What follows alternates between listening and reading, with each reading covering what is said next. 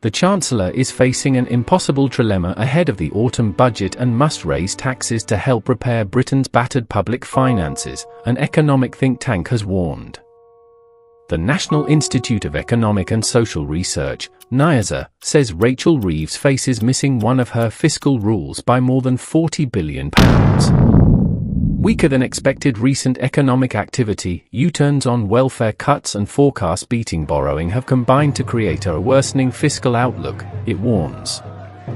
Reeves is now set for a £41.2 billion shortfall on her stability rule in 2029-30 and has been left with an impossible trilemma of trying to meet her fiscal rules while fulfilling spending commitments and upholding a manifesto pledge to not raise taxes, it said.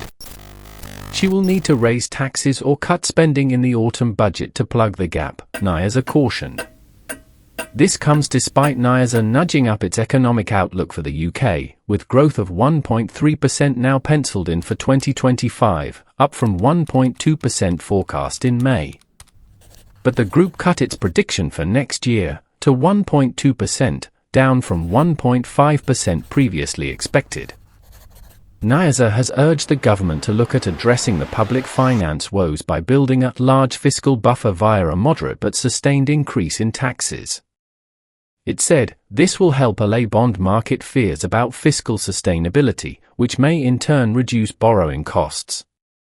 It will also help to reduce policy uncertainty, which can hit both business and consumer confidence.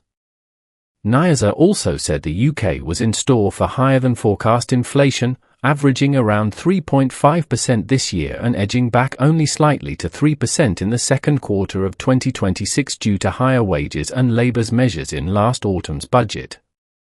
Expand article logo. Continue reading. Back to home.